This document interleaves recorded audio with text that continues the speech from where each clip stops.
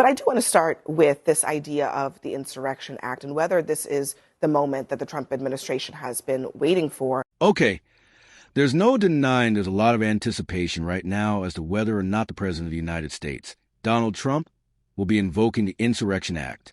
Now, very recently on his Truth Social, he had this to say. In Minnesota, the troublemakers, agitators, and insurrectionists are, in many cases, highly paid professionals. The governor and the mayor don't know what to do. They have totally lost control and are currently being rendered useless. If and when I am forced to act, it will be solved quickly and effectively. President Donald J. Trump. Now, leave your comments down below if you think the Insurrection Act should be invoked within Minneapolis. As I make this video right now, Tom Mann is in Washington, D.C. talking to President Donald Trump as to whether or not to invoke the Insurrection Act or talk about the topic. Here's Tom Mann. Is it time for the Insurrection Act, or would that just add gasoline to the fire? Well, I'm not going to get ahead of the president on that, but it's certainly an option, a viable option. So actually, I'll be meeting with the president tomorrow. So, you know, I think it's something that needs to be on the table because this cannot continue. There is going to be more bloodshed. I'm telling you. I hope I'm wrong, but I haven't been yet. There's going to be more bloodshed if something hasn't done. Okay, so here's my disclaimer.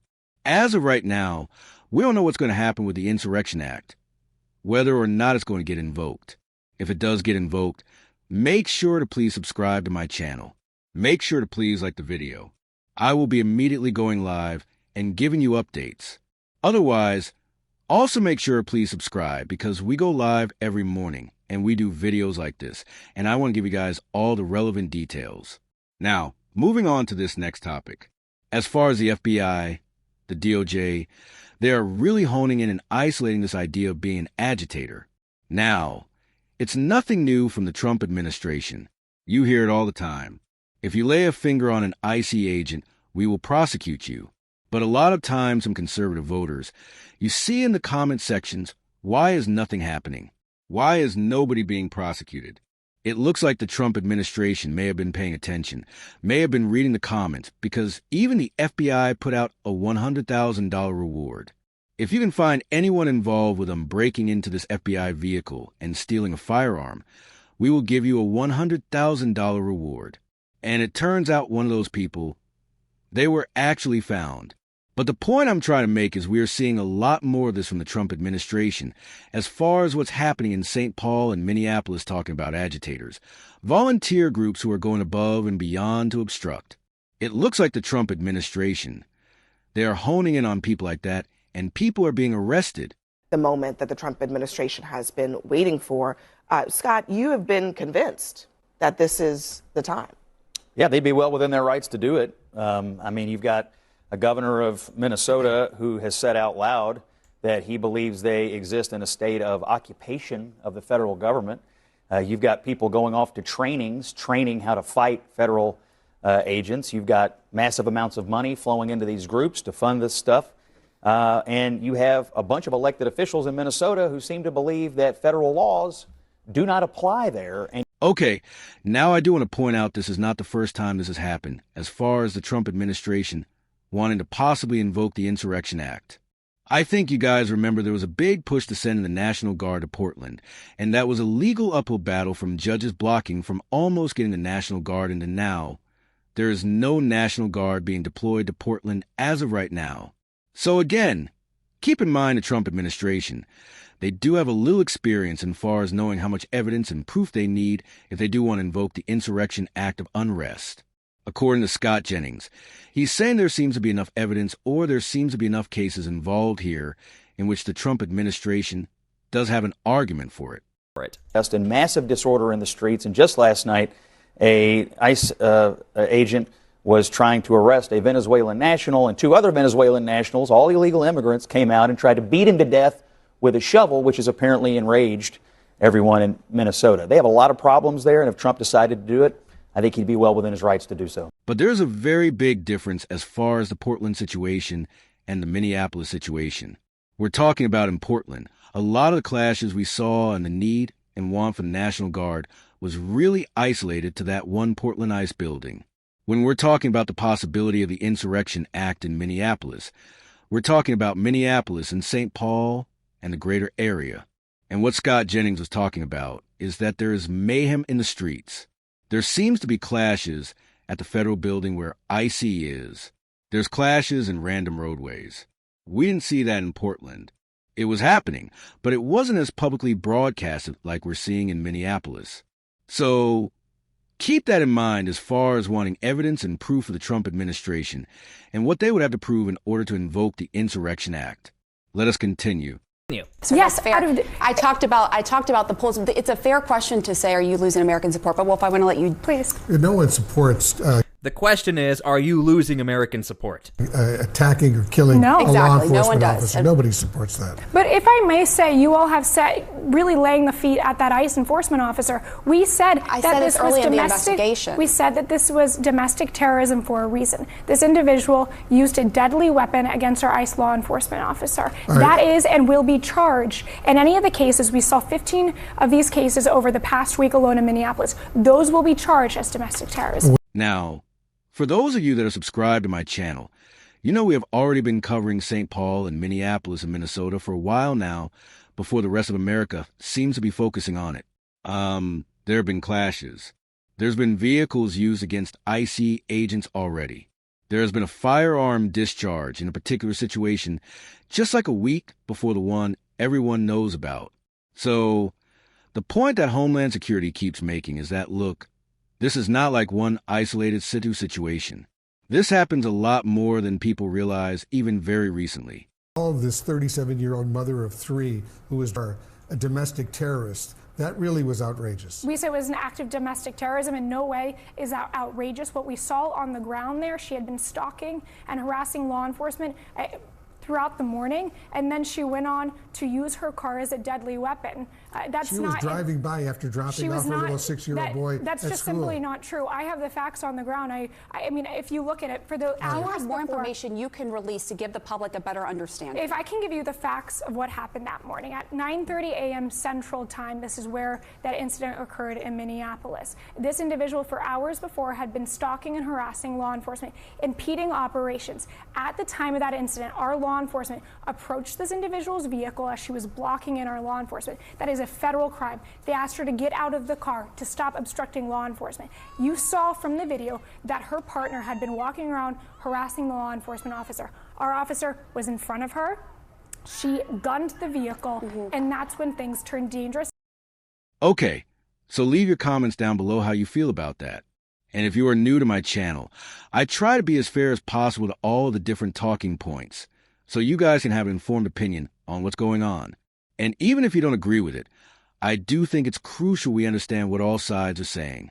Now, if you're wondering why you're looking at a picture of the governor of Florida, Ron DeSantis, and a representative from Florida, Representative Maxwell, well, one thing we're really starting to see is that a lot more lawmakers are starting to come out and really get involved.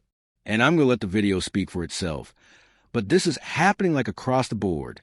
A lot of lawmakers are not really being that secretive anymore, or just posting on their Instagrams or isolated posts. I mean, we're seeing full-blown videos letting people know that ICE is in the area. Hello, everybody. We've received multiple reports of heavy ICE activity in different parts of Central Florida, including the University of Central Florida, Winter Garden, Altamont Springs, and other surrounding areas. We've also received reports of heavy ICE activity at certain hotels in the area as well. I'm making this video to confirm both of those things, that ICE is in the community and that they have made pretty large hotel reservations in surrounding hotels as well. And again, for those of you that are subscribed to my channel, whenever something like this happened, it was the biggest news ever, but you really had to look for it. And we saw a lot of stuff like this, mainly on like the state level or a city councilor in a random city. You had to find the Instagram post. Now, we're seeing videos like this being a lot more public and members of Congress being a lot more open. Like, yeah, ICE is here and they're reserving hotels right here. Despite the fact we're seeing scenes in Minneapolis and sometimes in California, like Los Angeles area, we're seeing protesters banging on pots and pans trying to keep ICE agents awake, trying to leak that they're staying there. I want to tell you three things. Number one, please know your rights and ensure that your friends and family know their rights as well. We'll put a graphic at the end of this video and also post it again after this video. Number 2, I am a member of the Oversight Committee of the United States government. And a few months ago, we launched a portal where people can report abuses and ICE activity. We'll put that link up as well.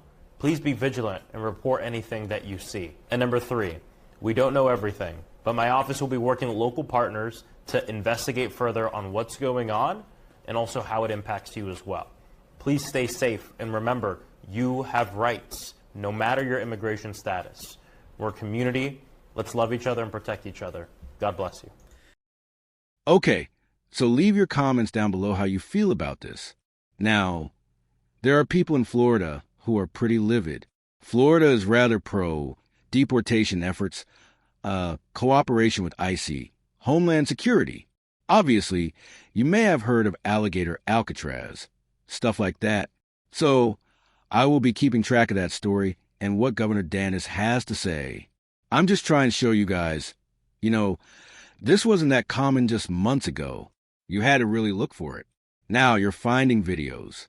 You're even finding lawmakers in protest, like members of Congress in the middle of a protest, and like pepper balls are flying around. Can you clarify what exactly that means? Do American citizens, as of now, need to carry their passports or other immigration documents to show that they're citizens? I am so glad you asked this question because I think that there's a lot of confusion there about this. We have incredibly targeted immigration enforcement operations. So what's happening there is there is reasonable suspicion. If somebody is in the vicinity of this operation, of this target, then they could be asked for their identification. We've been vindicated by the Supreme Court, September of 2025. You all saw a case out of Los Angeles where they said we can use a reasonable suspicion. I think I've seen a lot on this network and other places where they're talking about this is racially based. Absolutely not. Racial animus is no place in DHS and is, of course, not used. We're using what is protected under the Fourth Amendment of the U.S. Constitution. Okay, so again, leave your comments down below how you feel about this. In case you guys are unaware, ICE can publicly inquire if they have reasonable suspicion. Are you a legal citizen or not legal citizen? However, ICE themselves don't typically do that unless it is a targeted operation like you hear right here, and you're within the area of the target operation. Talking again. Say it. What's the trigger for the Insurrection Act in Minnesota? What are you waiting for? Well, the Insurrection Act, which has been used by 48% of the presidents as of this moment, the Insurrection Act also, if you look at it, I believe it was Bush, the elder Bush, he used it, I think, 28 times. It's been used a lot. And if I needed it, I'd use it. I don't think there's any reason right now to use it. But if I needed it, I'd use it. It's very powerful. Okay, so this interview just came out. As I'm making this video, President Donald Trump has taken off on Air Force One, and he is flying back to Florida. So we're getting the indicator here. If I need to use it, I will use it. But as of right now, it doesn't look like I have to use it.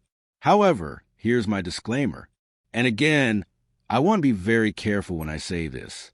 When analyzing Minneapolis and St. Paul, the situation develops very, very fast. 1 week ago, there was no fence blocking the federal building. Now there's a whole fence. 1 week ago, there was not 3,000 plus agents. Now we have the 3,000 agents. Just a week ago, we only had about 200 Border Patrol agents. Now there's 800. So keep in mind, although we hear this calm tone, and that's a good thing, we don't want clashes. We don't want fighting. Keep in mind, looking at the progression and development of the situation, unfortunately, it is trending in a direction where we are starting to see more pushback and more clashes. Now, on my channel, we are massive advocates for peace and prayer. So keep that in mind. I am not saying this to be fearful or be afraid. I am just paying attention to that trend of moving in a direction in which I don't know if it's going to be Insurrection Act, but definitely we are seeing more contention.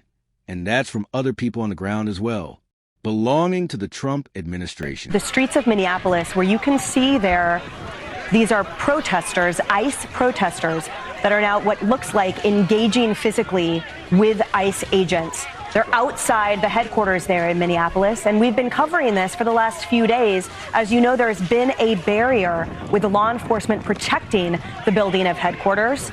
from protesters. We've seen protesters sort of attach themselves to vehicles, try to provoke agents. We've seen some small incidences of violence during the day.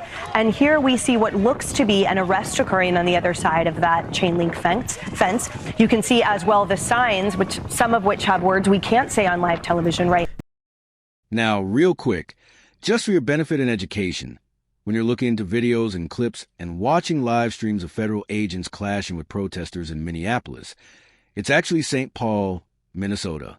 Number 2, these are not all ICE agents. A lot of them are Federal Protective Services, Border Patrol, but they are within the element of Homeland Security. But I'm not stopping this clip to mention that. The reason why I'm really stopping this clip is to show you guys a comparison between Portland and Minneapolis as far as this constant clash and contention. And you just heard from the president. It doesn't look like we need to invoke the Insurrection Act as of right now. I have been saying this for a while. The Trump administration, I think, really learned their lesson in Portland that if they do want to invoke the Insurrection Act, utilizing one little area is not going to be enough. That was an uphill battle for the Trump administration. And although the clashes were aggressive, there was not a lot of help from the police, the Trump administration. It looked like they had a lot of evidence. The judge still ruled against them. What's different in Minneapolis and St. Paul is that this is not an isolated event. What you see right here, yes, this is just one scene. But what happened just a day ago? You had a shooting, and then a day ago from that, you had another crash into federal agents. There's a lot more going on in the streets of Minneapolis and St. Paul as far as possibly invoking the Insurrection Act. But keep in mind, if you see a lot of clips just like this, it's not an isolated event in Minnesota. It's happening a lot throughout the cities of St. Paul and Minneapolis, which is why a lot of people are mentioning the idea of the Insurrection Act or leaning in favor of it possibly happening. So we'll just wait and see what happens. And there you can also see the wind. You can see what looks to be snowflakes. And this is something as well that sort of compounded the initial ICE shooting of Renee Good, which was difficult, inclement conditions. This is what makes law enforcement operations all the more dangerous as they are executing their lawful warrants and targeted search. They are also contending with ice, as in frozen ice on the ground. They're contending with temperatures, and as you see here, they're contending with the population that remains adamant at impeding or resisting, quote unquote, their operations. Harris, what do you see here? Okay. So leave your comments down below how you feel about this. One thing we know is that weather is not going to stop either side. If people don't like ICE, Homeland Security, they will be out there. Homeland Security, you can't sign up for a job and be like, I'm cold. We're not going to go out. Now, obviously under really, really bad conditions, there's a risk assessment. But we know nothing is stopping Homeland Security. We just know that now because we saw them operate during Christmas, during holidays. If it's a holiday, if it's bad weather, Homeland Security actually, in my opinion, utilizes that to their advantage in hopes that people stay away.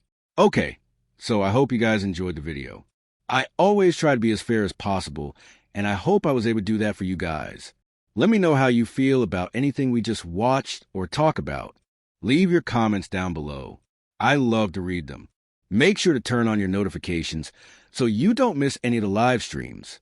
Make sure to please subscribe. And I thank you guys so much for everything. And please pray for peace. We are massive advocates for peace on my channel. And through prayer, and dialogue, hopefully we can achieve that together. So I thank you guys so much for everything. God bless, and we'll see you.